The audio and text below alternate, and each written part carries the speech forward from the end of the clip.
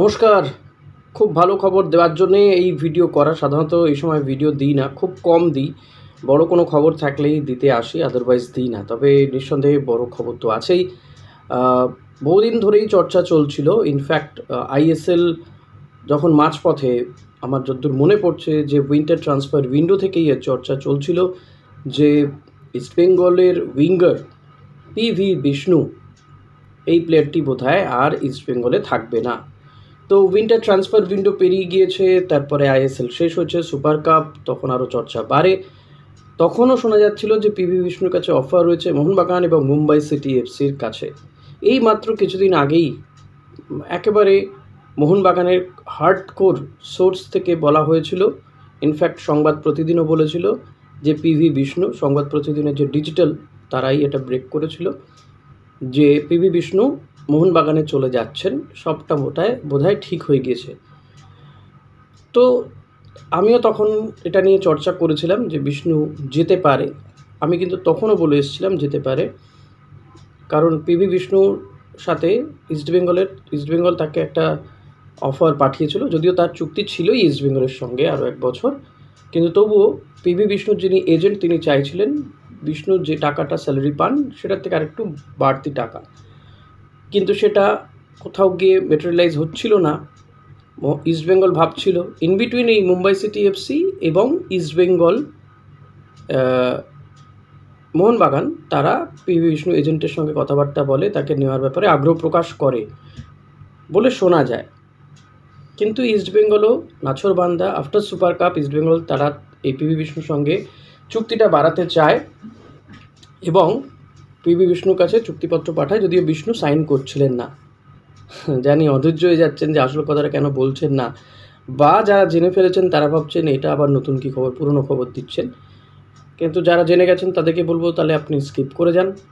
আর যারা জানেন না, যারা চাইছেন উদ্গ্রীব জানবার জন্য, তাদের জন্য বলছি যে শেষমেশ যেটা জানা যাচ্ছে পিভি বিষ্ণু তিনি মোহনবাগান বা মুম্বাই সিটি এফসি কোনো দলেই যাচ্ছেন না। তিনি ইস্টবেঙ্গলেই থাকছেন, ইস্টবেঙ্গলের হয়েই খেলবেন। নিঃসন্দেহে এটা খুব বড় খবর, খুব ভালো খবর। পিভি বিষ্ণু ট্যালেন্টেড ইয়াংস্টার, তো তার মতন এমন একজন প্লেয়ার থেকে যাওয়াটা এটা খুব ভালো বিষয়। এবং ইস্টবেঙ্গল যে তাকে ধরে রাখতে পারলো, অনেকেই বলছিলেন বিষ্ণুকে ছেড়ে দেওয়াটা ভুল হবে। তো যাই হোক, ইস্টবেঙ্গল যে এই সিজনটা তারা যে আর ভুল করতে চাইছে না, আপকামিং সিজনটা, সেটা তাদের কিছু কিছু মুভমেন্ট থেকে বোঝা যাচ্ছে। লেটস সি কতদিন তারা এটা করতে পারেন। তো আপাতত তো যেটা জানা যাচ্ছে পিভি বিষ্ণু ইস্টবেঙ্গলে থেকে যাচ্ছেন, ইস্টবেঙ্গলের সঙ্গে তার চুক্তি এক্সটেনশন হচ্ছে, আরও 3 বছরের জন্য চুক্তিতে আবদ্ধ হচ্ছেন পিভি বিষ্ণু এবং ইস্টবেঙ্গল, দুই তরফেই কিন্তু এটা মোটামুটি সম্মতি হয়ে গেছে। ফলত এক্সপেক্টেড যে পিভি বিষ্ণু তো আর এমনি থেকে যাবেন না, তার সমস্ত কিছুই তার মতন করে, বা সেটা তিনি চাইছিলেন যেটা ইস্টবেঙ্গলের পক্ষ থেকে সেই এই দু তরফে কথাবার্তা হয়ে নেগোসিয়েশন হয়েছে এবং তাই পিভি বিষ্ণু রাজি হয়েছেন।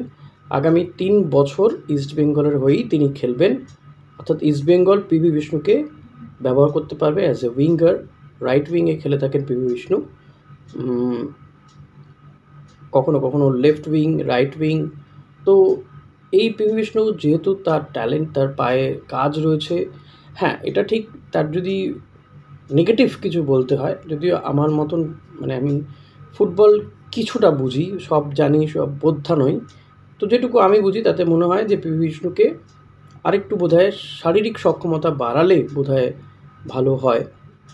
সেটা আমার ব্যক্তিগত মত, আপনাদের কী মতামত সেটা জানাবেন। কারণ পিভি বিষ্ণুর কাছে স্পিড আছে, ভালো কাজ আছে, ড্রিবল করতে পারে ভালো, চোরা একটা স্পিড আছে তার মধ্যে। কিন্তু আমার দেখে মনে হয়েছে যে যেহেতু তিনি ওই ধরনের প্লেয়ার, ফাট করে কাট করে ভেতর ঢুকে যেতে পারেন, তো কড়া ট্যাকেলের সামনে পড়তে পারেন, পড়ার চান্সেসও থাকে, সে কারণে তিনি যদি আরেকটু হার্ডি হন তো সেটা খুব ভালো হবে তার জন্য আমার মনে হয়। তো পিভি বিষ্ণু ইস্টবেঙ্গলেই থাকছেন, জানি হাসি চওড়া হচ্ছে আপনাদের, খুব ভালো বিষয়। তো এবার দেখা যাক আস্তে আস্তে। হ্যাঁ, এটা বলবেন আপনারা যে এই তো শুনছিলাম বিক্রম প্রতাপের সঙ্গে সোয়াইপ ডিল হচ্ছে না, এখন বিক্রম প্রতাপও আসবেন কিনা জানা নেই, তবে তার সঙ্গে কথাবার্তা হয়েছে, চান্সেস অনেক বেশি আসলে আসবে, অপশন বাড়বে ইস্ট বেঙ্গলের কাছে, কারণ ভারতীয় প্লেয়ারদের তো সেই মানের প্লেয়ার থাকতে হবে যে আর একটা বদলি জায়গা যাতে কেউ নিতে পারে। ওই প্লেয়ারটি যদি চোট পায় বা তার সেদিনকে পারফরমেন্স যদি ভালো না থাকে, আপ টু দ্য মার্ক না থাকে, তো অন্য প্লেয়ারকে একটা পরিবর্তন করার সুযোগ থাকবে অস্কার ব্রুজোর হাতে। সেই কারণেই কিন্তু এই ধরনের প্লেয়ারগুলোকে নেওয়া হচ্ছে, এবং এটা কাজটা করছেন থাংবই সিংটো। তিনি ফুটবল ডিরেক্টর ইস্ট বেঙ্গলের, ফুটবল সম্পর্কিত এই সিদ্ধান্তগুলো তার উপর ছেড়ে দেওয়া হচ্ছে। আর একটা বিষয় বলবো, এটা ভারতীয় দলের জন্য বলবো, যে এডমন্ড রালরেন্ডিকা তিনি কেন চান্স পেলেন না, এটা নিয়ে আমি আগে একটা ভিডিও করেছিলাম যেদিন বললাম যে ভারতীয় দল ঘোষণা হয়েছে। তো অবশেষে তিনি চান্স পেলেন, এবং তিনি কিন্তু কলকাতায় যে ভারতীয় দলে 28 জনের যে দল নিয়ে ক্যাম্প হবে, শিবির হবে, সেটাতে তিনি কিন্তু ডাক পেয়েছেন বলে জানা যাচ্ছে। এটা ভালো বিষয় যে এডমন্ড লালরেন্ডিকা তিনি আই লিগের একমাত্র প্লেয়ার যিনি ভারতীয় দলে চান্স পেলেন। ভারতীয় স্ট্রাইকার ইরফান ইয়ারুর জায়গায় চান্স পেলেন এই এডমন্ড লালরেন্ডিকা।